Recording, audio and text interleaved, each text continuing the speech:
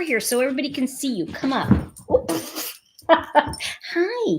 Hi, everybody. I wanted to jump on because it's been quite a week. And Gavin, you've had a rough week too. Yeah. So I wanted to talk about ADHD. And I'm going to tell you, this is like, I'm having like a wardrobe thing tonight. But anyway, I want to talk about ADHD, and I want to talk about loving someone who has this issue. And I want to talk about what it really is like. And, you know, when you're relating to somebody who has ADHD, it's an entirely new ballgame. Hey, Jeep Girl, good to see you. So I'm just going to probably take a minute before I say hi to everybody. So there's a couple things that happened this week that I wanted to share with you. And one of them is like, you know, one of the benefits of having ADHD is I'm not a realist. Do you know what I mean? Like, I don't think that everything sucks. I mean, I think some things are, but I do think that, you know, I believe in the unseen.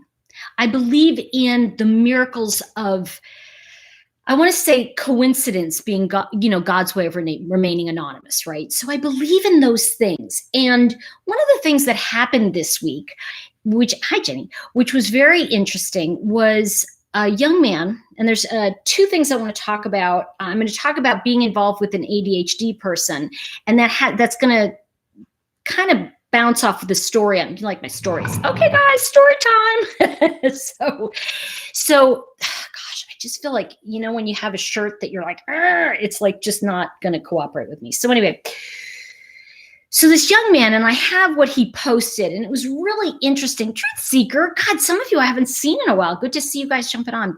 So before I get to the post, I want to, Bill, yes, so great. So I want to talk about having ADHD, and one of the things that I think a lot of people may not, I know, right? Boom! A lot of people may not really have this kind of recognition of it. And one of the things that I talk about, and specifically on my website and the work I do, is it's enlightenment made simple, right? So what I mean by that is that, you know, glasses off, because then I'm not going to be over there. One of the things that I find as an ADHD is that when I'm focused, when being the operative word, when I'm focused, I can bring in the most, you know, focused, like the most interesting stuff. I can put things together that are extremely complicated that people go, I don't get it. And I just have a clarity. And I find that a lot of ADHD people, when the cloud parts for that time and you see their brilliance and you go, oh, that person is so brilliant. And then the rest of the time it's like, where are my keys? I can't find it. You know, I can't tell you how many times in Los Angeles, and I had, you know, a house, I would leave my keys in the front door. And a neighbor would knock, go, oh, your keys are here. Or I'd leave them on the walkway. I mean, it was just like, that's the kind of stuff that we do. And one of the things that we also do, and Bill, you'll relate because your wife's ADHD. One of the things we also do that is kind of fun is there is a really fun side. Now, and it can also make us very morose. It can bring on a lot of depression. But I want to talk about the brain stuff for 1 minute. Now, believe me, I am not I'm not like a psychiatrist. I'm not an expert in this. I'm only an expert in me. Okay. So what I mean is I want to talk about how ADHD affects the brain and what that really, and I'm going to put it in total layman's terms, so it's not going to be complicated. I want you to imagine that the back of our head, right back here, this part of our brain kind of is the part where we learn everything. We know what we need to do. So ADHDs actually know how to do something. It's not that they don't know how to do it. Here's the key. The front part of our brain, and all people's brains, is the application, the actual doing it. Well, most of the time in a normal brain, the back part of the brain says, this is what I need to do. And the front part says, okay, this is how I'm going to do it. And they just connect. They kind of go back and forth. Now, if you can imagine between these two, there's kind of like a Grand Canyon. And what's being sent over, what's being lobbed across are all of the, I want to say, the dopamine, the serotonin, all of that stuff in there is getting like connected, and it makes the ADHD person someone who goes, oh, I know how to do that. Okay, I know what to do. And they do it. Unfortunately, most ADHDs, what happens with this brain chemistry is they're sitting there going, I know that I have to do that, but they don't do it because it's the actual doing of it that doesn't get done. It doesn't. And what happens is, because those two things aren't connected, a lot of us find other ways around things. So, for example, you love an ADHD and they may say to you, and I've seen this, by the way, one of the big things, and I saw this in my dad more than anybody else, my dad would make up rules that were like kind of not true so that I would not ask him about things because he didn't know how to do it. So I remember saying to him once, okay, so we have to get this particular, and I was the adult, right? So I'd say, okay, Papa, we got to get this bill paid. And he'd say, oh, no, that's okay. It doesn't need to get paid. Everything's going to be fine. It's no. And I go, did you pay it? Well, no, it'll get done. And I just looked at him, I said, you don't really know how to do the paperwork, do you? And there was this moment and he went, nope. Oh, okay. I said, so do you really not know how to do it? And he was like, well, and see, this is what happens with an ADHD. It goes in the front and in the back. And it's like this, and there becomes this tantrum. It becomes, I don't, or they all of a sudden, it's like a reversion to 3 years old. It's like, this, I don't know how to do it. Or more importantly, they can't name what's going on. They can really only say, it's just impossible right now. I've got too much going on. You ever notice that? They go, ADHDs go, I'm just too busy. Well, you're too busy sitting there doing nothing. That's what we want to say. But the truth is that what happens is, because the ADHD has spent their whole life knowing that something's wrong with them and not necessarily knowing what it is, they spend a lot of time kind of going, there's something wrong with me and I'm trying to not let you see it. So that's part of what's going on. Oh, Jess, good to see you. Okay, Jeep Girl said, and what's up with people who don't understand the struggle? You know what? It's kind of like people that are not alcoholics or not people that are compulsive gamblers. If you don't have something, it's really hard to imagine what it's like to have it. And I think even as we explain it, it's like dealing with ADHDs is like this, you want to say to somebody who has ADHD, you want to go, can you just do that? But you see, the issue is that the way our brain works is that we take in. So, for example, this was one of the best, examples I saw. It's really one of those things where, because our brain, guys, we know what to do, right? Because our brain knows what to do, but you see, the front part, we don't do it. Actually, the front part actually has all this focus of the immediacy of what's going on right here all the time, and there's always something distracting. So what that has done, and by the way, for me, recognizing it this summer, there's a lot of retraining my brain now that I have the proper kind of chemical going on in there. But here's the deal. So a woman, it's very interesting, actually. It was an interesting piece I read, because this doctor was talking about the child, okay, who has ADHD. So what happens is, let's say you have two kids. I'm going to use two, one who has it, one who doesn't. So you will say to both children, go upstairs, get your backpack, put your homework in your backpack, put it by the front door, and then I'll put the lunch in it, and then I'll take you to school. Makes sense, right? That's pretty easy. So the non-ADHD child goes, okay, and they go off to do it because they know, get my backpack, put the homework in, bring it downstairs, leave it by the door so mom can put the homework in. Easy. The ADHD child is watching. And what happens is, mom is saying, go upstairs. And then the child is watching and mom starts doing the dishes. So the dishes start getting done. And the child's watching and listening to the sound. They're listening to the sound of the water and it sounds like rain. And they're kind of in their head going, wow, that's rain, and watching mom doing the dishes. And it's like a daydream. It's like, and this is what happens for me. You just go completely off and they're going, wah, wah, wah. It's like Charlie Brown, right? Wah, wah, wah, wah, wah, wah. And put it by the door. Huh? I just told you, go get your knapsack. okay.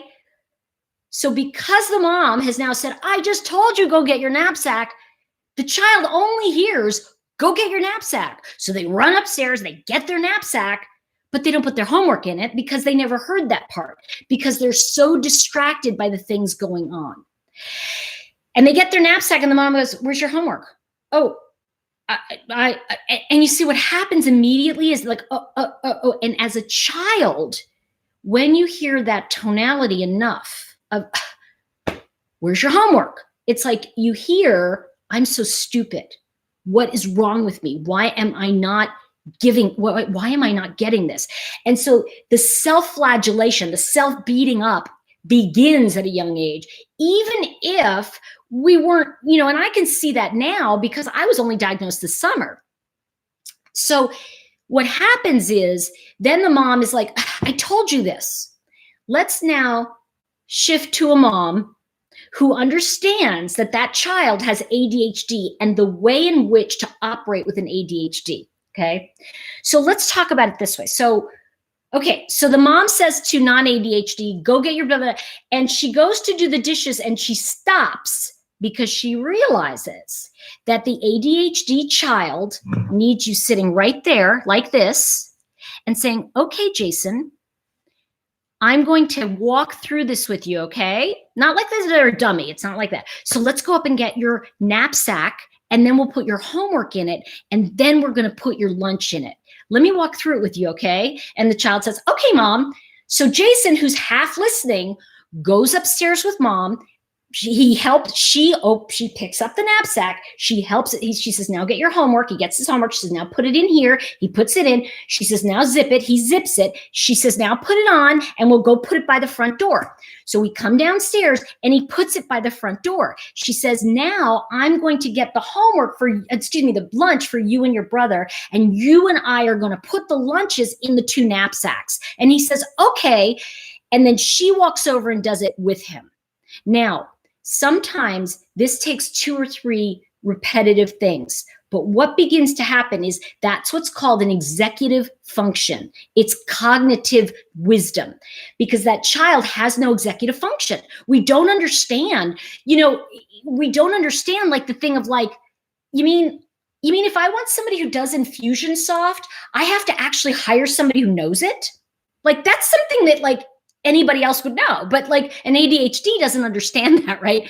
So what I'm saying to you is that look at how those steps all of a sudden now teach that child, Jason in this story, that they teach Jason. And she says, Jason, the next day, Jason, I want you to go upstairs and get your knapsack and your homework, but nothing is going on. She stops and she's focusing on him. And she says, do you know what you need to do? And he says, yes.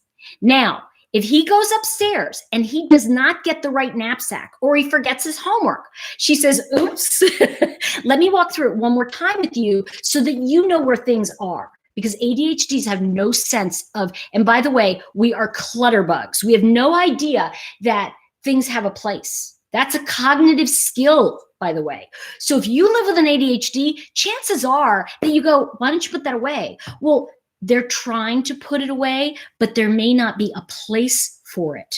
And here's an example. I have these beautiful boxes. You don't see any here right now, but I have these beautiful decorative, and I got all these boxes because I thought, oh, great, I'll have places to put things. Well, that's great. But I have now a pile of boxes 3 feet high on my coffee table because that didn't create a solution to the problem. It just meant I had more boxes to put stuff in, but I didn't have a place for the boxes. So what happens with the ADHDs is we don't really have that recognition of the steps that it takes to complete something. So if Jason goes upstairs and he gets the right thing, then she's like, great, let's check it and make sure, because we always have to double check. See, she just says we always have to double check, meaning people in general, not you because you're stupid, but we all do, right? How many of us have to double check? But to an ADHD, it's humiliating when we have to look again and again. I used to be notorious in my office in California because I'd be holding a pad, like literally my assistant would walk in and hand me a notepad and I'd be like going, blah, blah, blah, blah, blah, blah. And everybody would go, where's the notepad? And I'd go, I don't know. And literally we would scour the living room and somehow it got into the kitchen. Okay. Like this was the kind of stuff that happened all the time. So now let's go back to Jason for a minute, right? Because I'm in my ADHD mode. That's why when people would say, oh, you jump around, but that's how our thinking goes. We're actually putting it all together, but we're putting it together in a way that we understand. And also, one of the things that happens, so for example, Jason comes down and he doesn't have his homework in the bag. She's like, Jason, you forgot a step. What'd you forget? And he went, I don't know. She said, okay, let's do it together. You ready? And he's like, okay. So she makes it a game. Come on. And she runs upstairs with him and says, okay, where do you normally keep your knapsack? Right here, right? Mm-hmm. Okay. And when you pick up your knapsack in the morning, what's the first thing you do when you pick up? I put my homework in it. Right. So we go get the homework, we put it in, he takes it down. That is training of a cognitive function. That is training someone to physically do what their brain can't connect.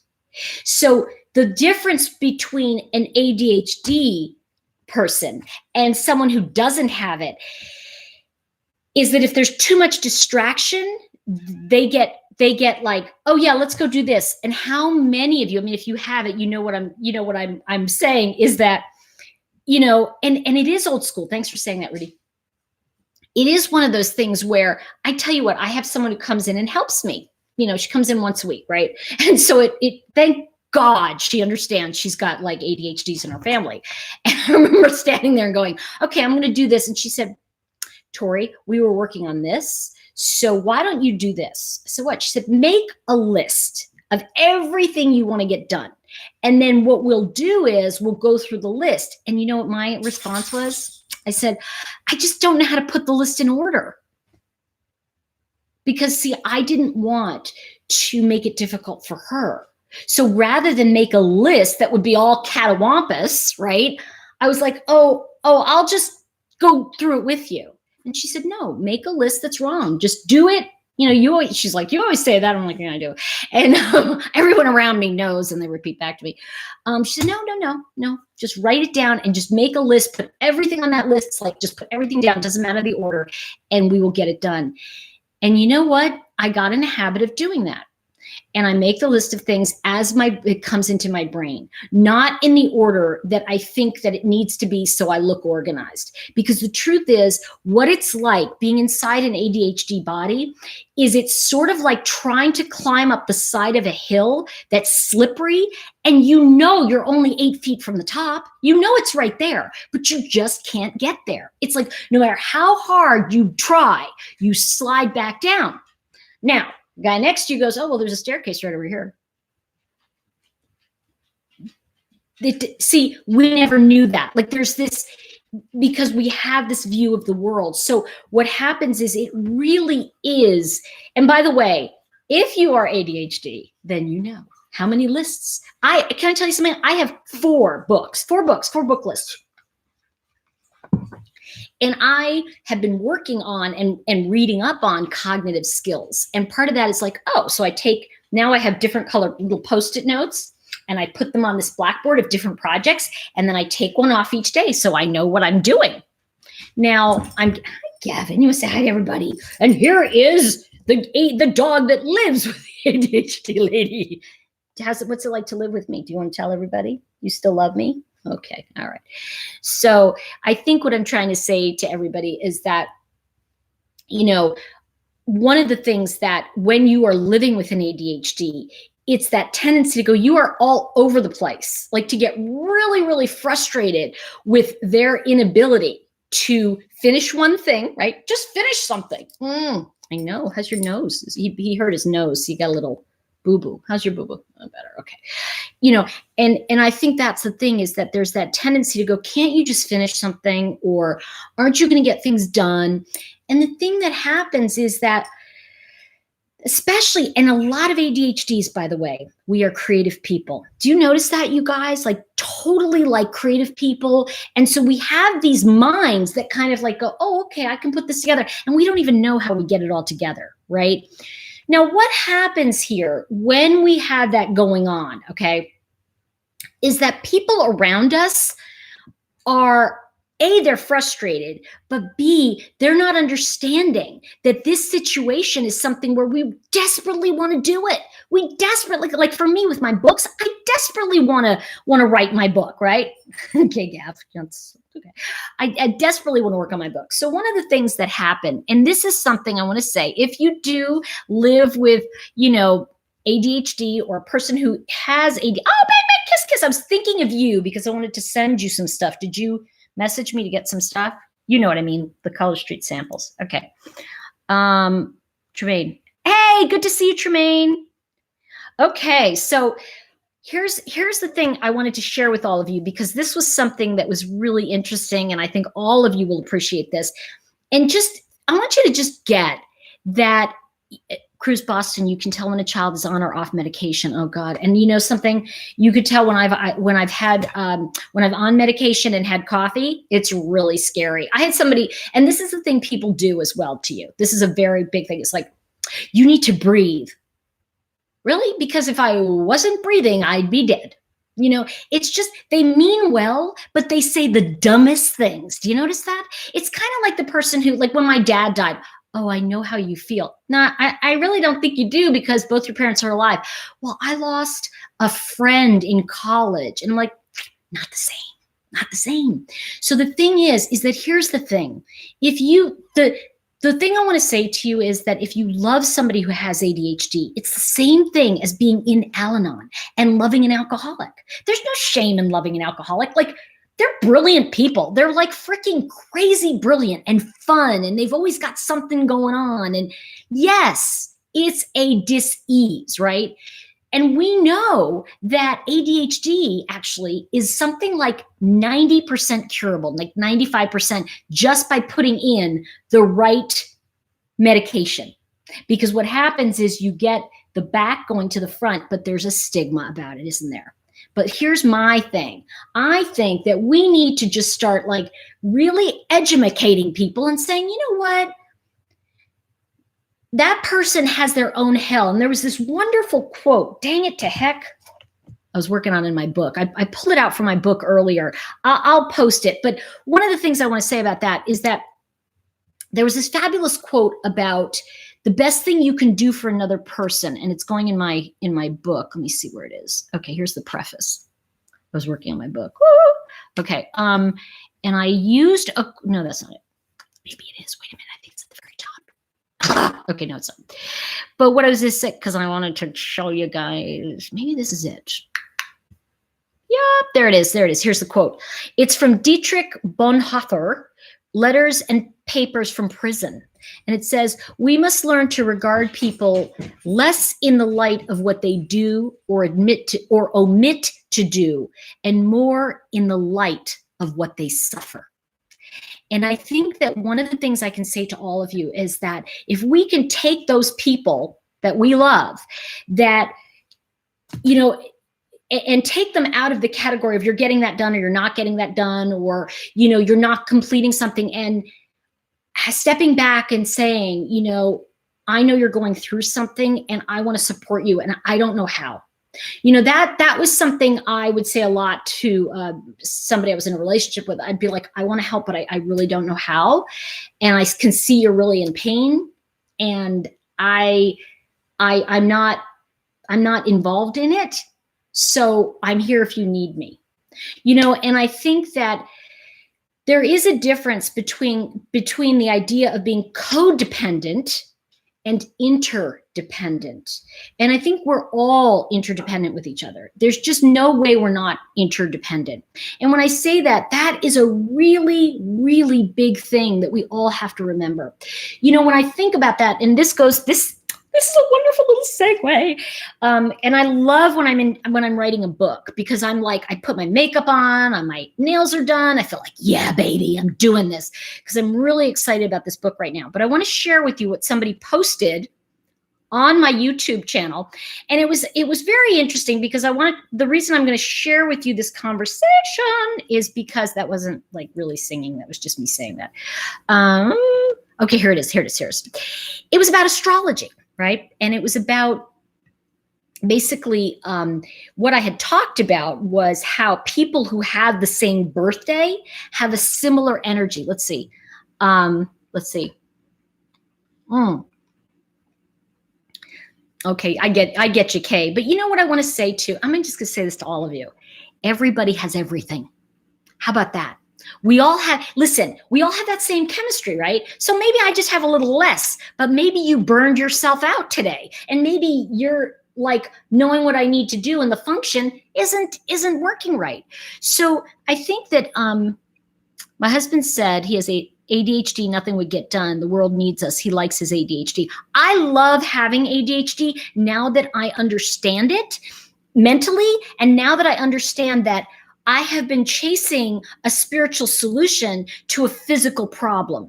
Now, that doesn't mean that all of the spiritual work I've done hasn't counted. It simply means that I need to learn the practical cognitive function that I don't know and let me relanguage that. I haven't known until now. And you know what, guys, there's no shame in not knowing. The issue is that understanding that when someone's in hell, they're in hell. Happy birthday, Dawn. All right. So here's what happened. This was on the, if you remember, I had a friend of mine on, Lara. She got to go to Scotland and visit her this spring. Anyway, she was on and we did a face reading thing. So, and what I talked about, I mentioned in that video, I said the people who have the same birthday have a similar energy. This is what Johnny said, okay, to me. He said there is, and he put in caps, not a similar energy that flows through people who share the same birthday. And there's zero evidence showing that anything, all caps, to do with astrology is true. You seem too smart to be believing such nonsense.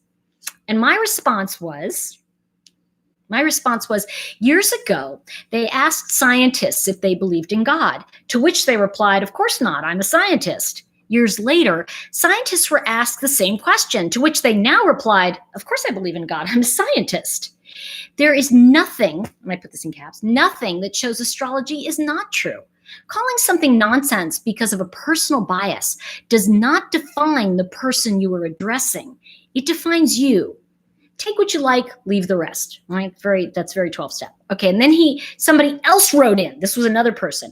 Tori Hartman, I think astrology is fun and that's it. Not to be taken seriously, but doesn't mean you're an idiot for enjoying it. Good for him. We have that big birthday book. I have it, and I'll tell you, actually, I know the woman who edited it and I got the very first copy. I got her copy. We have that big birthday book, and the descriptions are always pretty accurate. Mine is November 12th, and I work as a professional sculptor for a really exciting company. How cool is that? Okay, so Johnny now wrote back to me, and he said, Tori, there's nothing to show that pixies or invisible pink unicorns don't exist, but we don't believe in them. Besides, the burden of proof is upon those claiming that astrology works, not on those that dismiss it for lack of evidence. That's the way it works, I'm afraid. But unlike me, most people in the world have some kind of superstition or the other, usually a religion, and religions do a lot more harm than astrology. I'll give you that. And I said back, Johnny, are you familiar with the famous saying, yes, Virginia, there is a Santa Claus? It was written in the late 1800s, and here is the link. Do y'all want to hear me read it? Because it's really beautiful. Some of you might know it, but I want to make sure. Where are you guys? I lost it. Okay. Yep, you're here somewhere. No, I don't want to go back. Did I lose you guys? No, maybe I did, maybe I didn't. I'm trying to find it. Wait, oh, there you are. Okay, good. Okay, good. So this is why, okay, here we go. Oh, let me cut and paste the link. Anyway, so there's a famous story, and some of you probably have heard it. But when I was a little girl, my father being the actor, he would tell the story all the time. And it happened every Christmas, and it also happened quite frequently. I'm just pulling it up. It would also happen quite frequently when, I doubted something in life. I go, well, that's not true. And he'd go, yes, Virginia, there is a Santa Claus. Everybody know that story? Okay, you're here. Got it. Anybody know that story? I don't know if I don't see anybody on here. Wait, did I lose you? Are you guys here? Okay, good. Dawn is here. Okay. Anybody, give me a thumbs up if you're here. I just need to know, because I might have lost you. This thing is like, okay, good. You can hear me, right, Catherine? Woo! Okay, miracle. Yeah, right. No, it's not miracle. It's okay. So here's the, and it actually was said in there, but here's the famous, this is a very famous editorial that was written in, it's called Yes, Virginia, There is a Santa Claus. I want to make sure I'm on. You guys hearing me? Okay, good. Okay, great. I'm getting thumbs up. Okay. I just was like, okay. All right. So from Wikipedia, I'm just going to read off Wikipedia. It says, Yes, Virginia, There's a Santa Claus is a phrase from an editorial called Is There a Santa Claus?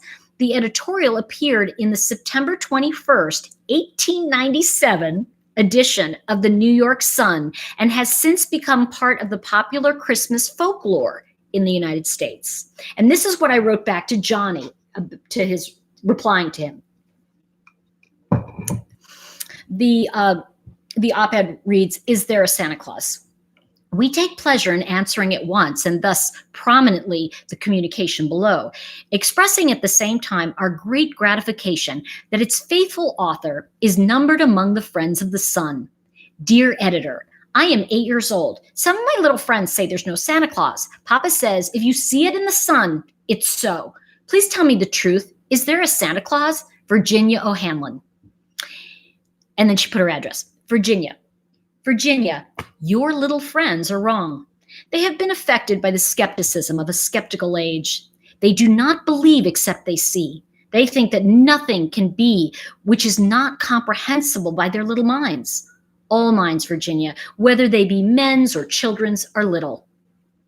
In this great universe of ours, man is a mere insect, an ant in his intellect, as compared with the boundless world about him, as measured by the intelligence capable of grasping the whole of truth and knowledge. Yes, Virginia, there is a Santa Claus. He exists as certainly as love and generosity and devotion exist. And you know that they abound and give to your life its highest beauty and joy. Alas, how dreary would be the world if there was no Santa Claus. It would be as dreary as if there were no Virginias.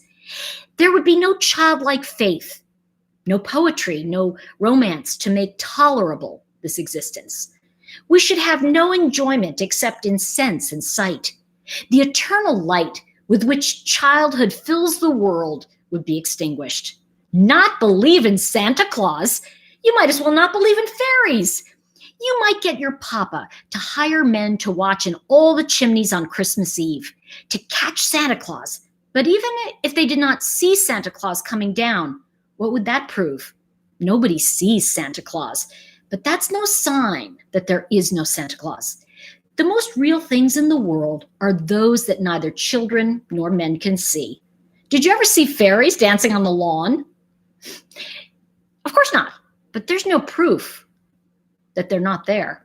Nobody can conceive or imagine all the wonders that are unseen and unseeable in this world. You may tear apart the baby's rattle and see what makes the noise inside, but there is a veil covering the unseen world, which not the strongest man, nor even the united strength of all the strongest men that ever lived could tear apart. Only faith, fancy, poetry, love, and romance can push aside that curtain and view and picture the supernal beauty and glory beyond. Is it all real? Virginia, in this world, there is nothing else real and abiding. No Santa Claus. Thank God he lives, and he lives forever. 1,000 years from now, Virginia, nay, 10 times 10,000 years from now, he will continue to make glad the heart of childhood. And I wrote that back to Johnny. And actually, Virginia died, I think it was about 2 or 3 years, it was a few years back. And it was just, she was holding the original letter. It was quite sweet. But he wrote back. This is now what he wrote back. And he said, well, thank you, Tori. That was excellent. No, I had never heard of that. And it made for an interesting and educational read. Of course, I agree with the sentiment and understand the philosophy behind such an eloquent editorial. Regards, Johnny. And I think that this is that is what real communication is. It's that saying, I don't believe that. That's not right. And saying, but wait a minute. How could it not be real? You know, we don't see God, but we see God everywhere. We don't know, but we know. You know, I think that for me was a really big highlight of the week. If I have to say, we got to just do something about we got to start a clothing fund or something. I need to get new clothing. I just like this clothing thing. It's just like, okay. But, oh, thank you, Kay. I think that it's so amazing when you hear that, because you get the humanity of no one cannot be touched when we open their heart again and remind them of the magic of who they are. You know, that's the key to all this. You know, it's really interesting because, and I know you guys have heard me talk about some of this stuff before, but it's kind of like, that's what really connects us, is that wonderful feeling that we belong somewhere, that we all kind of know if we took apart that rattle, so what? You see the beads in there. What difference does that make? That's not going to, it's not going to say, oh, this is what makes a sound. Yeah, so what? You found out that it's just a bunch of rocks that were on the side of the road. Does that make a difference? Nah. What makes a difference is the sounds that it brings to your soul. And that's what we're looking for all the time. And it's really interesting because especially as I'm doing all this research right now, because as you know, I'm doing this whole book that's kind of taking place between, what I'm doing is it's between the years 1939 and 1945 and bringing it into how those years, even though I was not alive, deeply affected my life experience, because my father was in World War II and grew up in the Depression. And one of the things that is really telling about that, and I don't know if you guys know this, but you probably do, but FDR actually died 18 days before World War II VE Day was declared, and he and Hitler died 12 days apart.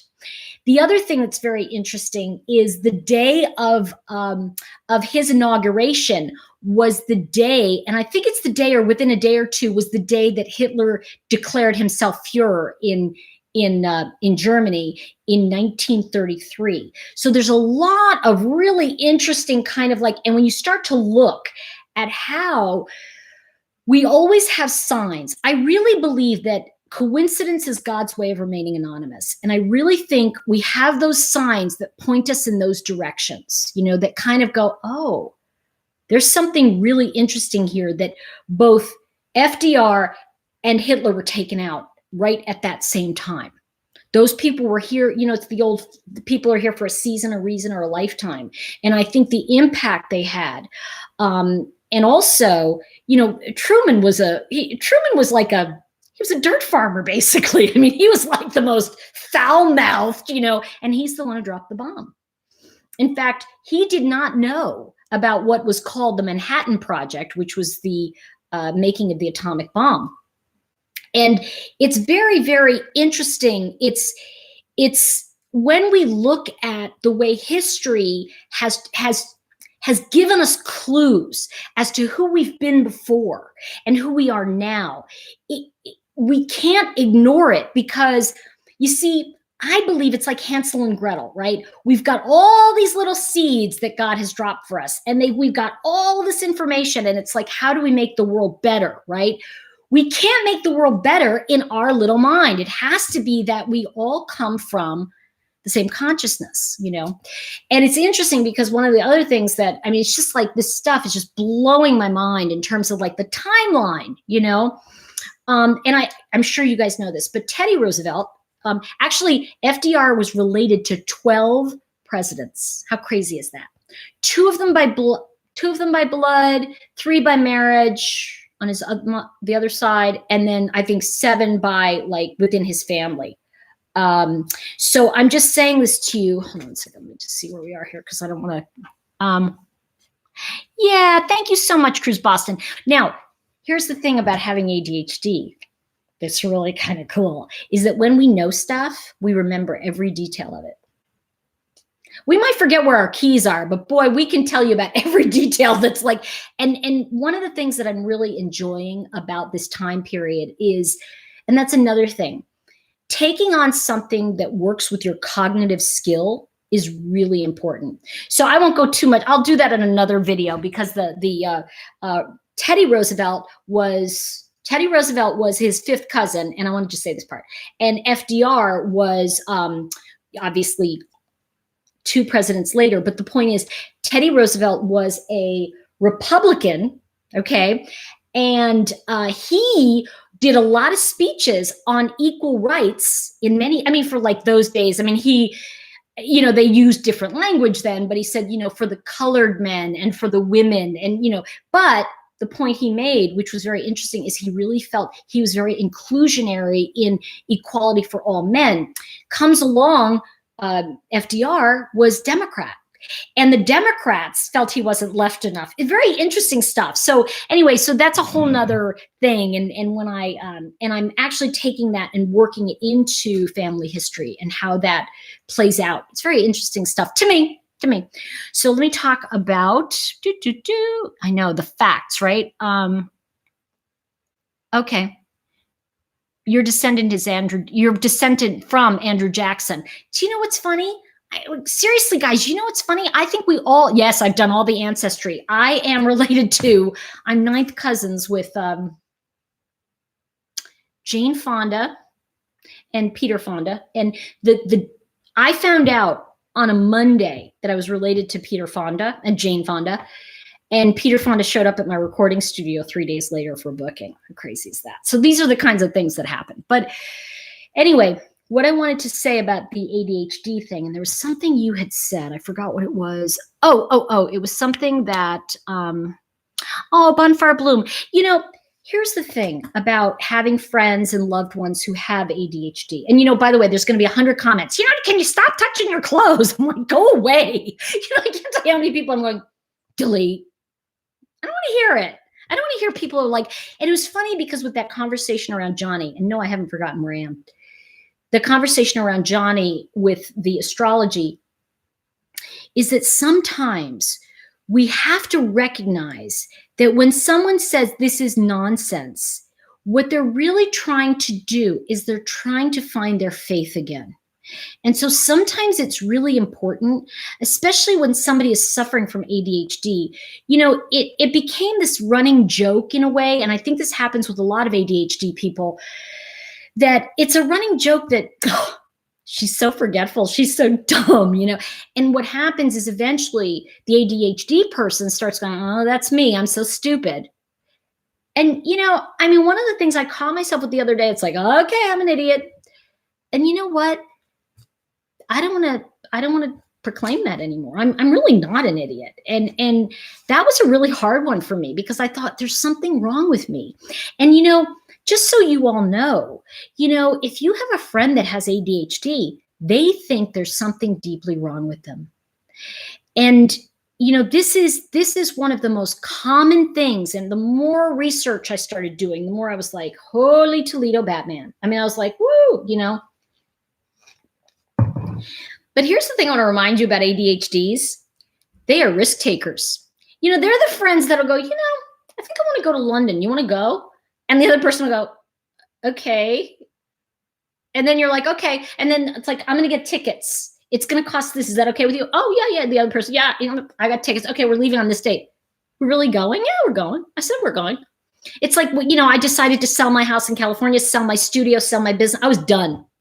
And when I'm selling it, I'm going to be gone in about 2 months, you guys. So everybody, it's about 8 weeks. I'm going to sell the studio so my employees will have a place to work. It's all going to be good, but I'm leaving. People are like, you're not leaving for sale. I mean, people were like, you're really leaving. I'm like, yeah, I'm going. And the thing is that that's good and that's bad. We're risk takers where like we'll drive 100 miles an hour just to see if the car will go that fast, maybe. And and so the point I'm making is that can be fun too. You know, we're the ones that are in the room. We go, hey, let's go try this, you know, and sometimes it's not smart, but a lot of times they're really, really fun. So, you know, and I'm the one who'll go, you know, I want to go to this little town in Belgium. This happened like a few weeks ago. I was like I said to a friend of mine, I really want to go see this one town in Belgium. I've never been. And she was like, what's there? I said, I don't know. I mapped it on my location map and it looks like I'm supposed to have good luck there. So I'd like to see if I feel anything. And she's like, okay, And then I actually was working on obviously the World War II stuff. And all of a sudden I came across it. That little town, unbeknownst to me, was one of the towns that the 82nd went through, just like the 101st had gone through. They kind of took the same path. And it was really interesting because my dad was there. And it's like, I'm like, I wonder what that's about, what that's about for me. So I want to come to the idea of what I have found has been extremely helpful for me with my ADHD. And I want to say this first before I say this to any. I have no judgment whether you medicate or not. Some people don't. I really didn't want to. I was like, no.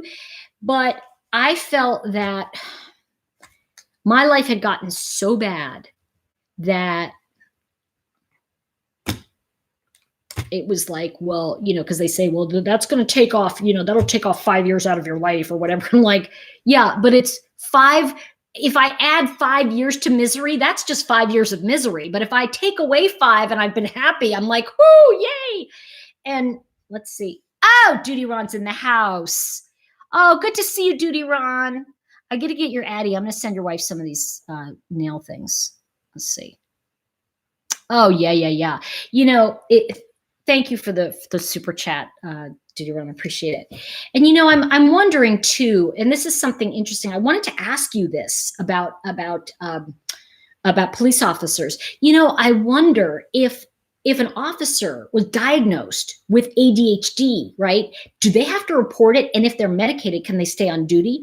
Or is it kind of just assumed that you can't be bipolar? You can't be. I'm just wondering, and I'd never really thought about that because when you think that 3 out of 10 people in the world, right? 3 out of 10 have something. That means not all of us are getting the help we need, right? And I have a wonderful police story, so I'm glad he's here. But I wonder about that, and I do think about that. Wait, Krista Ray, what's hey, Duty Ron. And by the way, I absolutely adore Duty Ron. And if you have not, he is just like one of my heart people. Well, my heart's over here, but one of my heart people, just fabulous guy. If you have not checked out his channel, please do. He really gives some fascinating insight into police procedure. He is a retired detective in New York. His name is right on here, Duty, D-U-T-Y, like being on duty, Duty Ron. Go over and check him out. Please give him a like and follow him. Okay, this is interesting. Jessica said flight attendants can't have ADHD. Well, that makes sense. Although this is really interesting. Okay, this is another thing that is fascinating. Have you ever noticed that ADHD people, like if you have a friend who's ADHD, when all the crap hits the fan, they know exactly what to do. Do you know that that's the one thing that brings us into focus is emergencies? And I was watching the psychiatrist and he said, have you ever noticed that the best emergency room personnel, nurses, doctors, they are the ADHD people, they are brilliant. They come in and they know exactly what to do. And they're so focused because the adrenaline gets them focused. So I wondered about someone who was highly trained as a police officer and, they find out they have ADHD. So then do they get drug tested? I wonder about that. I wonder about that situation too. And Blue Flame says, I was actually misdiagnosed bipolar and we found out it was ADHD. And Blue Flame said I was on bad medicine. Can I tell you something? The misdiagnosis in this country is it's crazy. Okay. I think I was they put me on antidepressants for years. And what I had was Hashimoto's thyroid condition. Now, some of you said, you have thyroid. It's always enlarged. And the thing is that and you know how I found out? You guys are going to laugh. I had all this great insurance, right? And then my insurance lapsed for a month. This is 20 years ago, for a month or two. And I went to a clinic. because I was like, I'm so tired. This doctor walks in, the little guy, this tall, little Jewish guy walks in, looks at me like, like this. He does the, like he must have been 107. He looks at me, touches my thyroid. He said, what else? And I go, oh, well, I'm tired. I take a 2-hour nap every day. And I went through my symptoms. He said, I think you have Hashimoto. I'm going to give you some medicine. And he said, when the test comes back, it won't hurt you to take a low dose, but we'll know in a week if it's, I have to tell you, within 2 days of being on Synthroid, I was like, oh, life has possibilities. And he took me off the antibiotics, not antibiotics, sorry, the depressants and the antidepressants.